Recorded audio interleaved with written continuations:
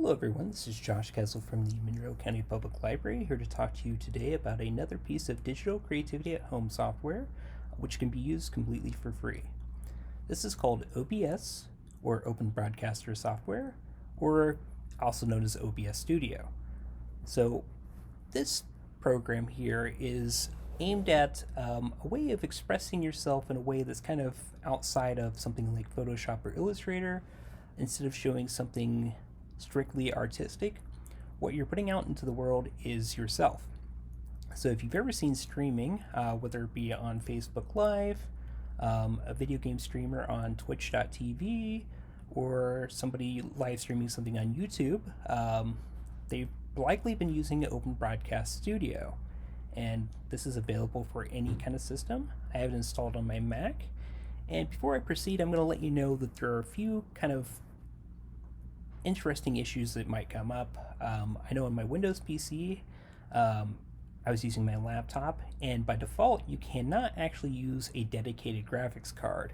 You have to use your integrated graphics card, and you can set that up in your preferences, your window preferences. So you have to select like your Intel integrated graphics, maybe your AMD graphics, so things like that. On Mac OS, I had to enable it in my system preferences to allow it to record my screen, to capture keystrokes. I have not tested it on Linux, so be aware that there might be some other things involved with getting things working just how you want it to. But once you get it started, it is actually very easy to use. So that in mind, I'm going to pull it up here. I have it installed. I've already done all the allowing things to work, like I said, allowing screen recording, etc. So let's get in here. And on my screen by default, you don't have anything on here besides like the menu. Yours might already have a default scene started up on there, in which case it might look a little bit unusual. I'll show you what that looks like here in just a moment. It's kind of like a recursive effect. But before that, we're going to talk about our different menu options. So you have your stuff on the top here. Those are basic things that basically reflect things down here, or importing, exporting, converting your scenes, things like that. And down here we have our scene menus. So if you have different transition effects, you can engage with those down here. We have sources. So what you can do with that is add what you want to record here. We'll get to that in a moment. I can see my mic levels, and then some simple command things here. So let's go ahead and go to add the first thing, which I'm going to add a screen capture source. You can just right click. I'm going to click this plus button as well. You can do that. So I'm going to hit window capture. Actually, you know what? I'm going to click display capture. There's a little oddity with window capture, just to let you know that like what that does is like it'll only capture what's in OBS, or only capture whatever's in Chrome or whatever program you're trying to demonstrate, but it has trouble detecting like menus because it's only recording one layer. I know this is getting like way too complex, but it's just something to be aware of. Probably what you want to be in is display capture. So that's going to be the easiest thing. You can kind of crop or select what you want at that point. So let's take a look at that.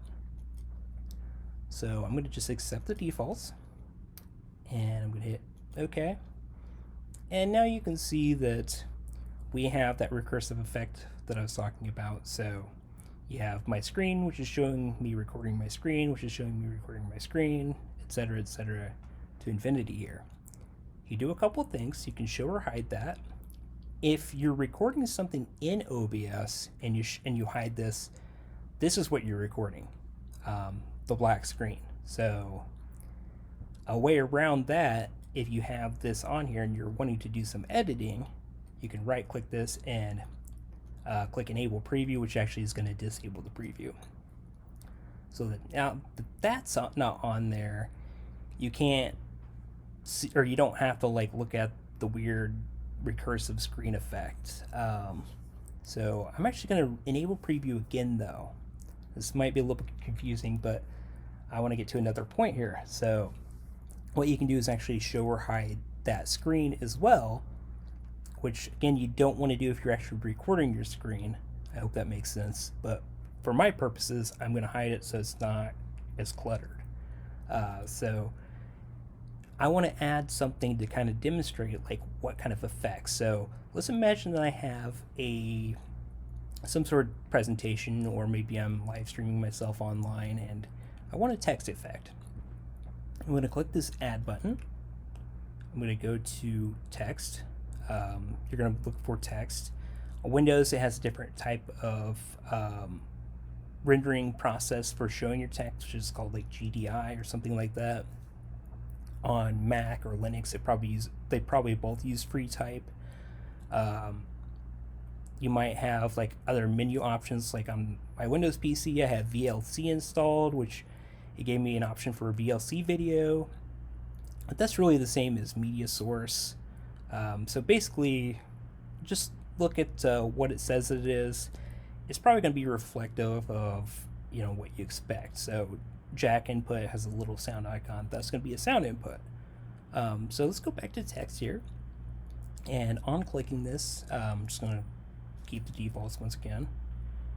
I have various options here. I can do opacity, colors, things like that, drop shadow, and I'm going to just do the default, which is Helvetica text here, and I just capitalize that. So now that my text is on here, I can move it around, click and drag it. I can resize dynamically. So if you have this text, you can show it or hide it or whatever. If this was a video source, if you see somebody live streaming, often they have their face down the right hand corner. If this were a video input, I could put it down there, which actually I'll demonstrate to you. So what you would probably do here is go ahead and click like a video capture device, and that'd be your webcam. I'm not going to do that right now. I'm just going to show you what it looks like, how to select something. But if you were capturing your webcam, you'd click this video capture device button. So I'm going to go to media source just to show you how to insert things, and I'm just going to keep that by the default name and browse for video on my computer, which is in my downloads. I'm going to open up this open source Charlie Chaplin movie, which I had here. And one thing to notice is on this initial menu, if your video is short, you might want to click loop. Or if you have like an effect, you might have it looped there. So I'm going to hit OK. And now you can see this video here. You can resize that as you can resize your other things. You can lock things, so I might lock this text box here so you're not seeing this blue button to manipulate it pop up. You can see in the media source volume that the video probably has some music or something like that. That's the top sound thing, so you can stop playing it, start playing it. And so I'm going to hide that, and I want to show you something that really makes this program very desirable for people, and that's like the ease of effects. So I'm going to go here, I'm going to add another media source. I'm just going to keep whatever name on that. This one's a little bit shorter, so I'm going to hit loop, but I'm going to go ahead and select it. I'm going to click OK, and I'm going to hit OK again. So now what I have is this green screen with this little effect here, and what I'm going to do is just right click it, and I'm going to go to filters. Now this is like removing the green screen, which is called chroma keying. So I'm going to click on filters, and in effect filters I'm going to click plus, and there's this one called chroma key. So if you've done this on Premiere Pro or DaVinci Resolve or something like that, there's a slight learning curve, but right here you're going to see like just how easy it is. So I'm going to click the effect, accept the name, And you can see this auto detected the screen, and it's kind of like smartly done these effects here. And once I close that, you can see this kind of almost perfectly put this effect on the screen. And I can do something like, you know, I'm gonna have that over my Charlie Chaplin movie, or, you know, if I'm like streaming myself playing a fighting game online, maybe I want to have it on there. I can show my text, I can show my screen, you know, I can do all these things, and you know, that's a lot there. It may get a little overwhelming, but that's why people have things like scenes, you know, so you can switch to different scenes, so you can kind of like streamline your process by having a scene for this effect or that effect, or kind of this mode or context or whatever. In addition to that, you can go to your OBS preferences, and you can go into hotkeys, and you can set up not only like start and stop recording, or switch to a different scene, but you can go down to your scene, and right here, like I have my type options. I'm going to put show type, or the text, to V, and make the hide text to B. Like I have this first media source, and I'm going to make that F. I'm going to make hide G. So I'm just going to set up some hotkeys here. And now, if I want to show or hide like my text, like say I have myself presenting something, I can, you know, show it, hide it. I can do the same thing with the second media source, show it, hide it. I can do the same thing with the third media source, which is that effect, show it, hide it. And like I said, you can do that with scenes, with these transitions, with different inbuilt effects on the software.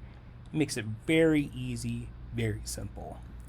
And along with that, it also offers very simple, intuitive streaming options. So basically, if I hit start streaming now, it's going to give me an error message. But you can set up in your options, which are just in the top here. But I'm just going to take this open settings option here and go to stream. And you can see I can set it to YouTube. I can set it to Twitch. I can set it to Facebook. I can set it to whatever. And basically all you do is hit get stream key. And on Facebook, on YouTube, it's gonna, if you're logged in, it's gonna automatically take you to your account. It's gonna give you the key. You put that in. It's gonna give you some instructions, and you are good to go from there. You are streaming. There are also other options that you can dig into, which, you know, can really streamline what your process. They do lots of cool effects, and get you off the ground streaming. So if you want to do this, I offer you to make your video stream, put it on Twitch, put it on YouTube, put it on Facebook, whatever you want to do. Give the library a shout out that you learned it here, and, you know, enjoy that. And with that, we'll see you in the next one. So thanks for joining us. Bye.